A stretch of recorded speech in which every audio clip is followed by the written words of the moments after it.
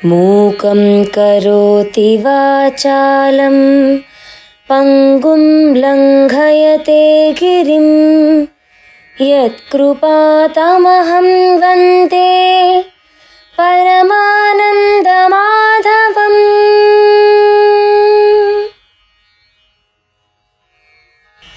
అధరం మధురం వదనం మధురం నయనం మధురం హసితం మధురం. అధరం మధురం వదనం మధురం నయనం మధురం హసితం మధురం. హృదయం మధురం గమనం మధురం మధురాధిపతేరఖిలం మధురం. వచనం మధురం చరితం మధురం వసనం మధురం వలితం మధురం చలితం మధురం భ్రమితం మధురం. మధురాధిపతేరఖిలం మధురం.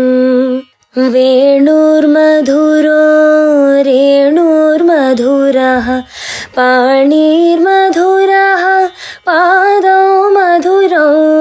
వేణుర్మధురో రేణుర్మధురః పాణిర్మధురః పాదౌ మధురౌ. నృత్యం మధురం సఖ్యం మధురం మధురాధిపతేరఖిలం మధురం. గీతం మధురం పీతం మధురం భుక్తం మధురం సుప్తం మధురం. గీతం మధురం పీతం మధురం భుక్తం మధురం సుప్తం మధురం. రూపం మధురం తిలకం మధురం మధురాధిపతేరఖిలం మధురం. కరణం మధురం తరణం మధురం హరణం మధురం స్మరణం మధురం.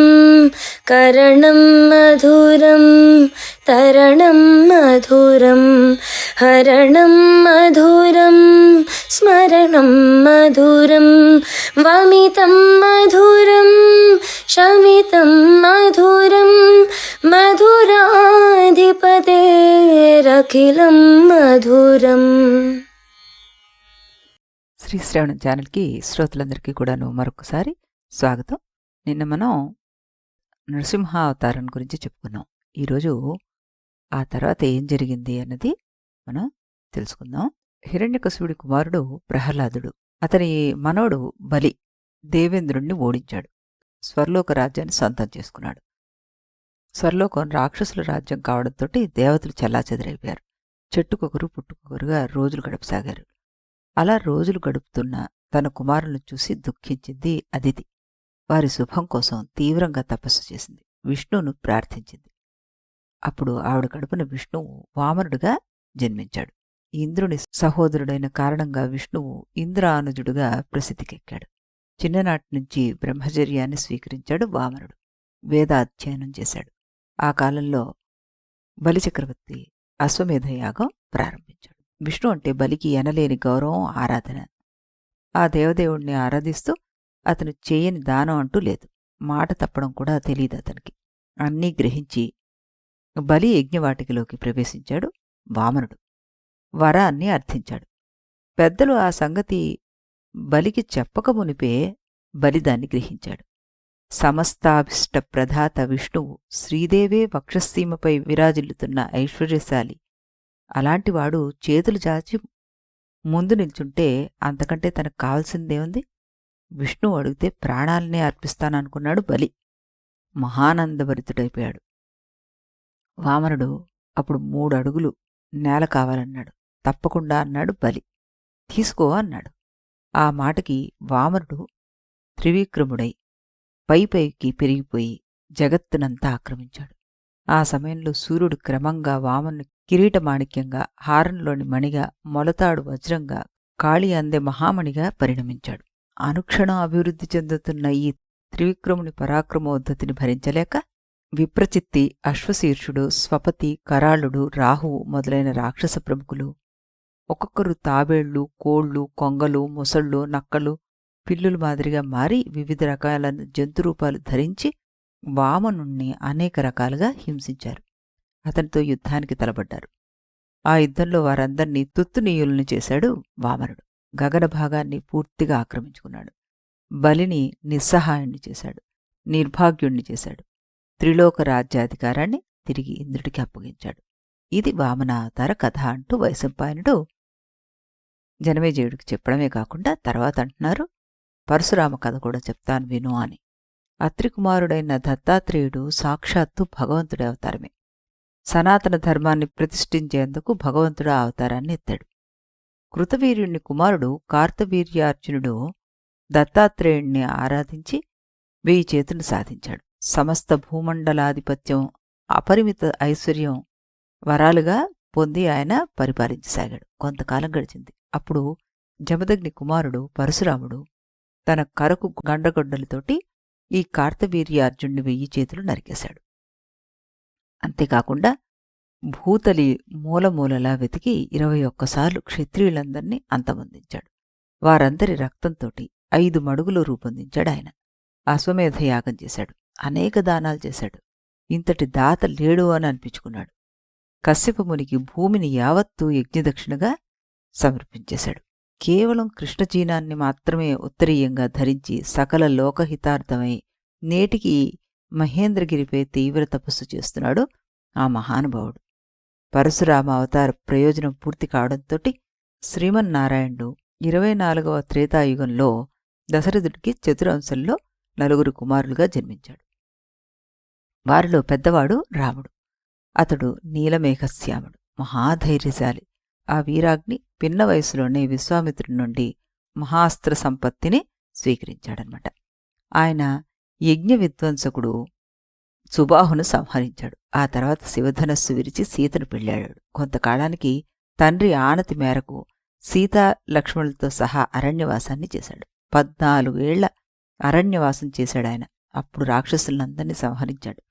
మరీచుణ్ణి సంహరించింది కూడా అప్పుడే. కబంధ వీరాదులకు శాపవిముక్తి కలిగించింది కూడా ఈ అవతారంలోనే. ఆనాడే మహాశక్తిశాలి వాలిని వధించి అతని తమ్ముడు సుగ్రీవుణ్ణి కపిరాజ్యాధిపతిగా చేశాడు. సముద్రం మీద సేతు నిర్మించి లంకానగరం ప్రవేశం చేశాడు. లంకాధినేత రావణుడితోటి ఘోర యుద్ధం చేశాడు. ఆ యుద్ధంలో అతన్ని సంహరించి యక్షగంధర్వులందర్నీ కూడాను రక్షించాడు. రాముని తమ్ములు లక్ష్మణాదులు, ఇంద్రజిత్తు, లవణాసురుడు ఆదిగా దానవులను అనేకుల్ని సంహరించాడు. రావణ వధ అనంతరం రాముడు అయోధ్యకు చేరుకున్నాడు. పట్టాభిషిక్తుడయ్యాడు. 10 అశ్వమేధ యాగాలు చేశాడు. ప్రజలందర్నీ కన్నబిడ్డల్లా చూసుకున్నాడు. రామరాజ్యంలో విషం, శస్త్రాలు, జలం, అగ్ని, శత్రువులు, దొంగలు అలాంటి పీడలేవీ ఉండేవి కాదు. భార్యాభర్తలు ఎప్పుడూ అన్యోన్యంగా ఉండేవారు. వర్ణాశ్రమ ధర్మాలకి ఎలాంటి విఘాతమూ కలగలేదు. అకాల మృత్యువులు, రోగాలు, కలతలు, క్షామాలు లేవసల. ప్రజలంతా 1000 కొద్ది సంవత్సరాలు జీవించేవారట. మునీంద్రులు, దేవతలు మానవులతో కలిసిమెలిసి ఉండేవారట. అలా రాముడు 11,000 ఏళ్లపాటు పరిపాలించి ఈ భూమండలాన్ని పరమపదం చేరుకున్నాడు. హరి ఆ పైన యదువంశంలో బలరామునిగా శ్రీకృష్ణుడిగా జన్మించాడు. జన్మించి ప్రలంభుడు, ముష్టికుడు, మైందుడు, ద్వివిధుడు, మురుడు, నరకుడు, శిశుపాలుడు, కాలయవనుడు, పౌండ్రకుడు మొదలైన దురాత్ములందర్నీ సంహరించాడు. బాణాసురుణ్ణి పరాభవించాడు. కలియుగాంతంలో విష్ణువు కలికి అవతారం ధరిస్తాడు. విష్ణుయశుడు అనే పేరుతోటి జన్మిస్తాడు. ధర్మాన్ని రక్షిస్తాడు అని ఓ నిమిషం పాటు ఆగేట వైశంపాయనుడు. కళ్ళు మూసుకుని శ్రద్ధగా వింటున్న జనమేజయుడిని చూసి వెంటనే మళ్ళీ ఆయన అందుకున్నారు. జనమేజయ్య, ఇంతవరకు విష్ణు అవతార గాథలు విన్నావు నువ్వు. ఇప్పుడు విష్ణుదేవుని మహిమలు చెప్తాను విను అన్నారట. పూర్వం కృతయుగంలో వృతాసుర సంహారం అనంతరం దేవాసురుల మధ్య తారకామయం అన్న ఘోర సంగ్రామం జరిగింది. ఆ సంగ్రామంలో దైత్యులు ఘోర ఆయుధాలు ప్రయోగంతోటి గాయాల పాలైన దేవతలను విష్ణువుని ప్రార్థించారట, ధ్యానించారట. అప్పుడు విష్ణువు భువనాన్నే రథంగా చేసుకుని వారికి అల్లంత దూరంలో ఆకాశంలో సాక్షాత్కరించాడు. విష్ణువు రథానికి సూర్యచంద్రులు చక్రాలయ్యారట. మందరగిరి ఇరుసుగా మారిందిట. మేరుగురి నొకగా మారింది. అనంతుడు పగ్గపు తాడయ్యాట. ఆకాశంలోని తారలు ఆ రథానికి పుష్పాలంకారాలయ్యాయి. రథం మీద గరుడధ్వజం శత్రువులకు భీతి కొలిపేలాగా ఉందిట. దేవతలు అది గమనించి పరమానంద పులికితులయ్యారట. జయ జగన్నాథ, జయ జనార్దన, జయ హృషికేశ అంటూ జేజేలు పలికి నమస్కరించారు. తమ భయ కారణాన్ని ఆయనకి జాలి జాలిగా నివేదించారట. అంతా విన్నాడు విష్ణు. సన్నగా నవ్వి ఇలా చెప్పాడట, త్వరలోనే ఈ దైత్యులందర్నీ తుత్తినీయులు చేస్తాను అంటూ చెప్పారట. ఆ మాటకి దేవతలంతా ఆనందించారు. వారి ఆనందాన్ని రెట్టింపు చేస్తూ సూర్యుడు జాజ్వల్యమానంగా ప్రకాశించాడు. మునీశ్వరులు వేల్చిన హవ్యాలతోటి అగ్నిదేవుడు ప్రదక్షిణాకారంలో ప్రజ్వరిల్లాడు. వాయుదేవుడు చల్లగా వీచి అమరులకు ఆహ్లాదాన్ని కలిగించాట. ఈ శుభశకునాల్ని గమనించి తమకు విజయం తథ్యం అనుకున్నారట దేవతలు. ఉత్సాహంగా ఒకరినొకరు వాళ్ళు ఆలింగనం చేసుకున్నారు. ఆ సమయంలో వసువులు, రుద్రులు, ఆదిత్యులు, మరుత్తులు, అశ్విని దేవతలు, విశ్వేదేవతలు, సాధ్యులు అంతా కూడాను ఇంద్రుడికి అగ్రభాగంలో నిలిచారట. యుద్ధ సన్నద్ధాలు ప్రారంభమయ్యాయి. మాతలి సారథ్యం వహించిన దివ్యరథం దేవతలను ఉత్తేజితుల్ని చేసింది. మిరుమిట్లు గొలిపే కాంతులతో వెలుగుతున్న దాని అశ్వాలు యుద్ధం కోసం ఎదురుచూస్తున్నాయన్నట్టుగా ముందుకురికాయట. సరిగ్గా అప్పుడంటే అప్పుడే ఐరావతాన్ని అధిరోహించి వస్తూ ఇంద్రుడు విజయ సంకేతకంగా వజ్రాయుధాన్ని పైకెత్తాడు. అందుకు దేవతలు జయజయధ్వానాలు చేశారు. అతని పార్శ్వంలో యమధర్మరాజు నిల్చున్నాడు. వ్యాధుల పరివారంతోటి పరమభయంకరుడై నడిచట్ట. మరొక పార్శ్వాన్న వరుణదేవుడు సాగర సర్ప సపరివార సహితుడై మున్ముందుకు లంఘించాడు. అనేక మంది యక్షరాక్షసులతోటి మహనీయ గదాయుధాన్ని ధరించి కుబేరుడు ఇంద్రుని వెనుక భాగంలో ఉన్నట్ట. దిక్పాలకులంతా తమ తమ వాహనాలపై అధిరోహించి వీరాలాపాలతోటి దశ దిశాంతరాళంలో భేదించారు. సూర్యచంద్రులు కూడా యుద్ధ సన్నద్ధులయ్యారు. అదే అదనుగా చక్రాయుధదారులైన విజయయోద్ధులు కొందరు ఆకాశంలో విషాగ్ని వర్షం కురిపించారు. పెద్ద పెద్ద పర్వతాలు దైత్యులపై శిలావృష్టి కురిపించేందుకు తహతాలాడాయి. వారి మధ్య సమస్త ఆయుధాలతోటి శ్రీ మహావిష్ణువు ప్రళయాగ్నిలా మహామార్తాండునిలాగా ప్రచురిల్లాడు. విష్ణు సమర సన్నాహాన్ని తెలుసుకుని మాయాది దైత్యులు ఆగ్రహం చెందారట. వెన్నిచ్చి పారిపోయిన వేల్పులు ఇప్పుడు విష్ణుమూర్తి సహాయంతో ముందు కురుకుతున్నారు. వారి అంత చూడాల్సిందే అనుకున్నారట. తమ సైన్యాన్నంతా ఒకచోటకు చేర్చారు వాళ్ళు. మాయాసురుడు అప్పుడు 4 పెనుచక్రాలతోటి 1200 మూరల వైశాల్యంతోటి శాతవ భయంకరమైన బంగారు రథాన్ని అధిరోహించి సేనావాహినిని ముందుకు నిలిపాడు. అతడే అధీశ్వరుడు అన్న భ్రాంతిని కలిగించాడు. గొంతెత్తి గర్జించాడు. యుద్ధానికి సిద్ధమయ్యాడు. 2000 ఎలుగుబంట్లు పూంచిన అతని రథం మహావేగంతోటి ముందుకురికింది. ఈ సూర్యునికి అతి కొద్ది దూరంలో తారుడు కూడా అదేవిధంగా వీరావేశంతోటి నడిచాడు. 8 ఇనుప చక్రాలతోటి 1000 గార్ధాభావాలతోటి ఆ వీరుని రథం పరుగుదీసిందిట.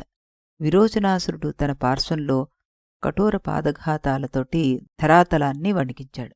హైగ్రీవుడు 1000 రథాలు పూడ్చిన పెనురథంపై వస్తూ శత్రువులు గుండెలు అవిసిపోయేట్టుగా ఓంకరించట. 1000 చేతులతోటి సుదీర్ఘమైన ధనస్సును అన్ని వైపులా పరిభ్రమింపచేస్తూ వారాహుడు రెచ్చిపోసాగాడు.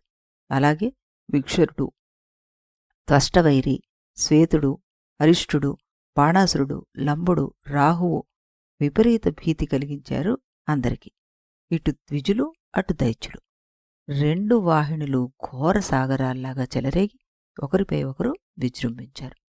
విష్ణుమూర్తి చక్రగదా సారంగాయుధాలు ధరించి గరుత్మంతుని అధిరోహించి వచ్చాట. యుద్ధోన్ముఖుడయ్యాడు. దేవతలు జయజయధ్వానాలు అందుకున్నారు. అంతకుముందే రాక్షసులతోటి దేవేంద్రుడు యుద్ధాన్ని ప్రారంభించాడు. ఇరు వర్గాలు బలంగా తలపడ్డాయి. ఎవరికెవరూ తీసిపోలేదు. కాసేపటికి దేవతలు వెనుకడుగు వేయాల్సి వచ్చింది. రాక్షసులు వారిని గట్టిగా ఎదుర్కొన్నారు. అంతలో రజగద తురంగాదులు యుద్ధానికి సిద్ధమయ్యాయి. ఎడతెగని పోరాటం చేశాయి. వాటిని అదలిస్తూ సూరభటులు చేసిన అరుపులు మిన్నంటాయట. ఉభయవాహినిలో వీరుడు గాయపడ్డంతోటి అక్కడ రక్తం ఏరులై పారసాగింది. రాక్షస నేతలు చాలామంది మరణించారు. మిగిలిన వారు చనిపోయిన రాక్షస నేతలను చూసి తట్టుకోలేకపోయారట. కోపోద్రిక్తులై తలపడ్డారు. దేవతలపై మాయాపాశాలు ప్రయోగించారు. విపరీత గర్వంతోటి గొంతెత్తి గర్జించారు. దేవతలకి చరకరణాదులు ఆడలేదు. అవయవాలన్నీ తాళ్లతో కట్టినట్టుగా అనిపించాయి. కదలలేకపోయారట. వారిలాగే రథగజ అశ్వాలు ఎక్కడికక్కడే నిలిచిపోయాయి. ప్రాణభీతితోటి దేవతలంతా గజగజలాడిపోయారు. ఇది గమనించాడు దేవేంద్రుడు. శత్రువులు మాయని పటాపంచలు చేసేందుకు అనేక బాణాలు ప్రయోగించట ఒక్కసారిగానే. ఆ బాణాలన్నీ ఆకాశాన్ని కప్పేశాయి. అంతటా చీకటి అలముకుంది. ఆ చీకట్లో దానవులు తమవారెవరో పైవారెవరో తెలుసుకోలేక తికమక పడిపోయారు. అదే అదనుగా దేవతలు విజృంభించారు. దానవుల్ని సంహరించారు. జరుగుతున్న దాన్ని చూసి రోషభీషణాక్షుడైపోయాడు మాయాసురుడు. నేత్రాంతాలతోటి శత్రువులపై ఔర్యం అన్న మహామాయని ప్రయోగించట. అది జ్వాలలాగా లేచి దేవేంద్రుడు సృష్టించిన చీకటిని తుత్తుని ఏల్చేసింది. అనేక మంది దేవతలను అతలాకుతలం చేసేసింది. వారి ప్రాణాలు బలిగొంది. ఇంకా జ్వలిస్తూ పైపైకి రావడంతోటి ప్రాణాలు అరచేతిలో పెట్టుకుని దేవతలంతా పరుగుతీశారట. జ్వాలకు అందక సముద్ర జలాల్లో దాక్కున్నారు.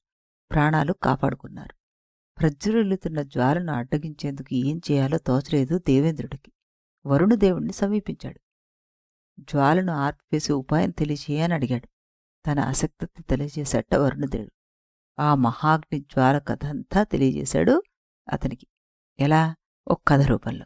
పూర్వం ఔరుడు అన్న మహాముని బ్రహ్మచర్యం స్వీకరించి చాలా ఏళ్లపాటు తపస్సునాచరించాడు. ఆ తపాన్ని లోకాలు భరించలేకపోయాట. తల్లడిల్లిపోయాయి. దేవతలు, ఋషీశ్వరులు, హిరణ్యకశిపుడు మొదలైన రాక్షసులు ఆ తాపాన్ని తట్టుకోలేకపోయారు.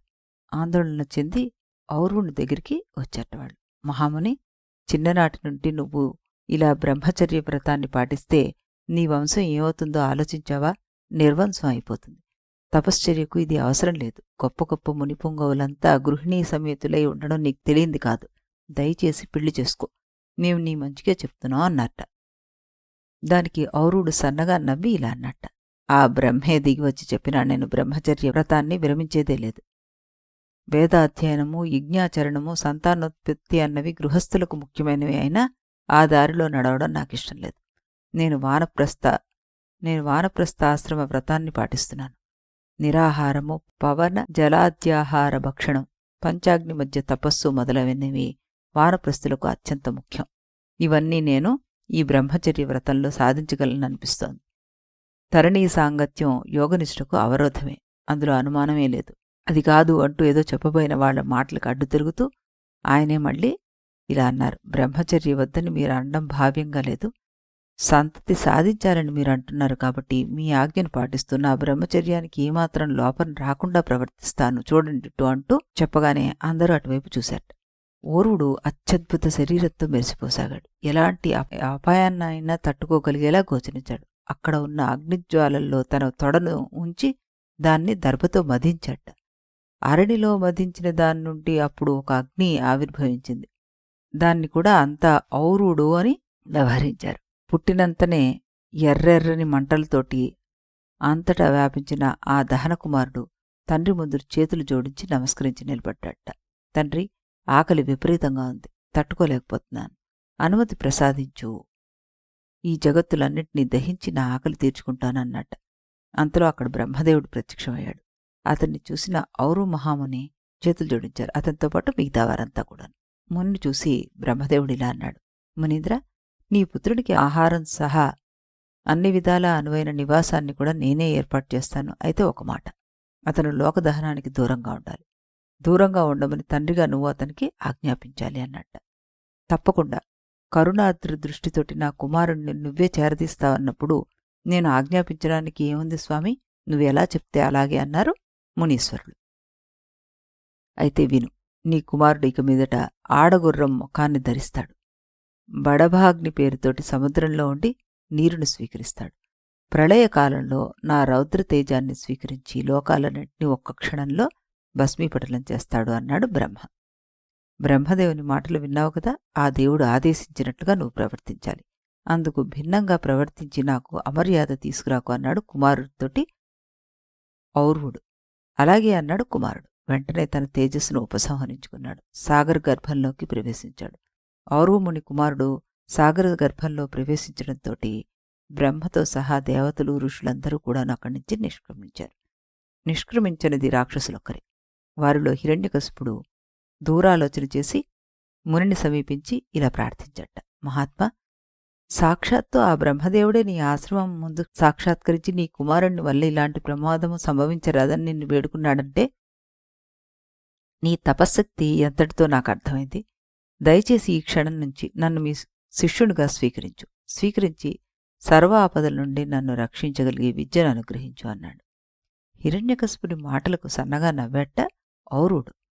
రాక్షసేంద్ర, భువనాలన్నింటినీ ఆక్రమించుకున్న నువ్వు చేతులు జోడించి నన్ను ప్రార్థించడం ఆనందంగా ఉంది. ఈ ఆనందంలో నీకు వరం మాత్రం ఇస్తాను. నా కుమారుడు కట్టెలక్కర్లేకుండానే ప్రజ్వలించే అగ్ని విద్య నీకు అనుగ్రహిస్తాను నేను.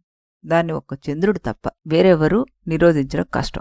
దాంతో నువ్వు శత్రువుల్ని ఇట్టే జయించగలవు. అంతేకాదు, పగవారిని ఎదుర్కొన్నప్పుడు నీ వంశంలోని వారందరికీ ఆ విద్య తోడ్పడుతుంది. జరిగిందంతా దేవేంద్రుడికి చెప్పాడు వరుణదేవుడు. వెంటనే అన్నాడు ఇలాగా, ఆనాడు లభించిన ఆ అగ్ని విద్య రాక్షస వంశంలోని మయునికి ప్రాప్తించింది.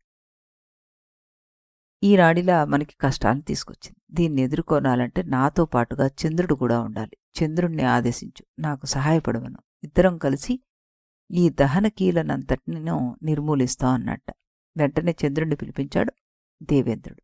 అతన్ని ఆదేశించాడు. ఈ ఔర్వాగ్ని భీతిని తొలగించమని చెప్పాడు. వెంటనే చంద్రుడు ఒప్పుకున్నాడు. తన చల్లని కిరణాలతోటి భూన భోంతరాళంలో వ్యాపించాడు. అతడలా వ్యాపించడంతో ఔర్వాగ్ని జ్వాలలన్నీ నశించిపోయాయి. దాంతోపాటు అగ్నికీలలు కూడా మాయమైపోయాయి. దాంతో రాక్షసులకి ఏం చేయాలో అంతు చితకలేదు. చంద్రుడు అంతటితో ఊరుకోలేదు. పొగమంచును కురిపించాడు. దాన్ని భరించడం రాక్షసుల వల్ల కాలేదు. అంతా మూర్చిపోయారు. అదే అవకాశంగా వరుణదేవుడు తన తీవ్ర పాశ ప్రయోగంతో రాక్షసులందరినీ సంహరించాడు. చంద్రావరుణులచే చిన్నాభిన్నమైన తన సైన్యాన్ని గమనించి మయుడు ఎంతో చింతించాడు. తర్వాత సాలోచనగా చూసి కుమారుడు క్రౌంచుడు నిర్మించిన పార్వతి అన్న శక్తిని అభిమంత్రించి శత్రువులపై ప్రయోగించాడు. దాని ప్రభావంతో మరుక్షణంలోనే పెద్ద పెద్ద పలుగురాళ్లతోటి సింహాలు, పెద్ద పులులు మొదలైన క్రూరముఖాల గర్జనలతో, గుహలతో, విరిగిపడుతున్న వృక్షాలతో భయంకరమైన పర్వతాలు వెలిశాయి. పర్వతాల నుండి గండశిలలు ఊహించని విధంగా దేవతల పైన విరుచుకుపడ్డాయి. వాటి కింద అనేక మంది దేవతలు ప్రాణాలు అరచేతిలో పెట్టుకుని నేలకూలిపారు. విష్ణు ఒక్కడు తప్ప దేవతలంతా రాలిపారు. అది గమనించిన అగ్నిని, వాయుని ఇద్దరిని పిలిచాడు విష్ణు. మయుని మాయ తత్తునీయలయ్యట్టుగా విజృంభించమన్నాడు. విష్ణు ఆజ్ఞని శిరసా వహించిన అగ్నివాయువులు పార్వతీమాయపై విజృంభించారు.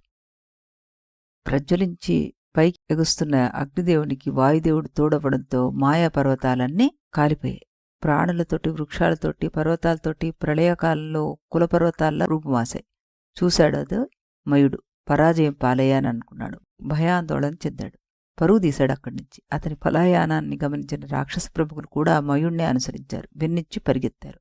పరిగెడుతున్న రాక్షసులను చూసి పగలబడి నవ్వారు దేవతలు. విష్ణువుని అనేక విధాలుగా స్తుతించారు. ఆనాటి నుండి లోకాలన్నీ కూడాను ఆనందాబ్దిలో ఓలలాడాయి. యజ్ఞయాగాది కర్మలన్నీ భూలోకంలో యథావిధంగా తపోధనుల తపశ్చర్యలు అవిఘ్నంగా సాగాయి. కొంతకాలం గడిచింది. రాక్షసుల పరాభవాన్ని తెలుసున్న కాలనేమనే రాక్షసుడు పట్టరాని కోపంతోటి భగ్గుమన్నాడు. మరి అతను ఏం చేశాడు అన్నది మనం రేపు చెప్పుకుందాం. అంతవరకు సెలవు.